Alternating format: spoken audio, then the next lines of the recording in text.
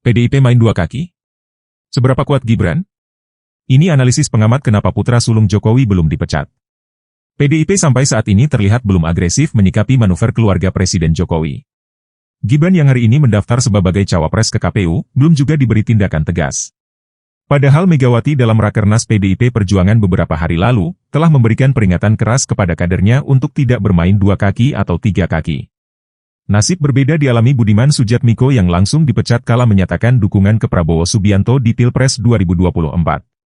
Pengamat politik Janus T. Sihaan mengungkapkan alasan mengapa PDIP belum berani bersikap tegas ke Gibran Rakabuming.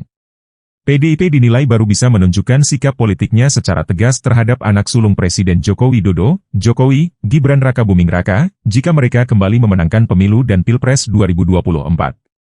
Menurut Janus, PDIP kemungkinan tidak bakal memperlihatkan sikap perlawanan terbuka terhadap Gibran dengan memecatnya dari keanggotaan partai. Sebab, menurut dia, PDIP menyadari betul Gibran masih mengantongi dukungan dari kader, simpatisan, serta relawan di luar partai. Jika PDIP bertindak keras terhadap Gibran, diperkirakan mereka justru dirugikan karena kehilangan dukungan politik dari kader serta simpatisan.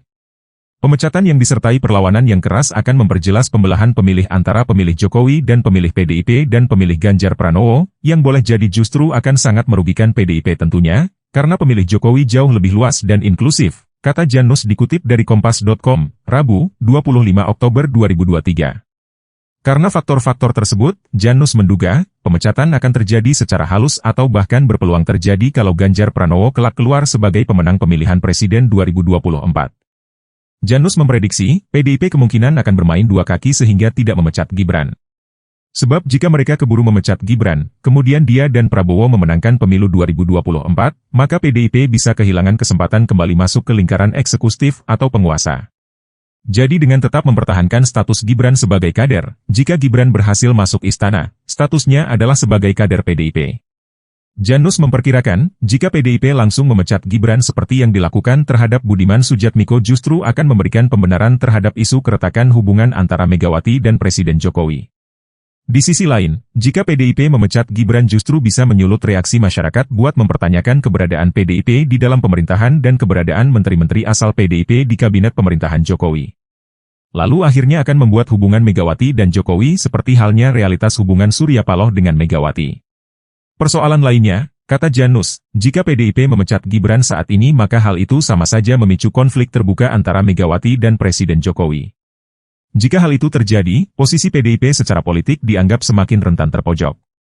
Pasalnya, Presiden Jokowi bisa saja menggunakan kekuasaan dan wewenangnya sebagai presiden untuk melakukan berbagai tekanan kepada PDIP dan kader-kader PDIP sendiri. PDIP dianggap memahami posisi Gibran yang merupakan salah satu kader mereka kuat secara politik. Sebab Gibran yang masih menjabat sebagai wali kota Solo didukung ayahnya, Presiden Joko Widodo, para pendukungnya dan pendukung sang ayah, serta partai politik pengusung Prabowo yang tergabung dalam Koalisi Indonesia Maju, KIM.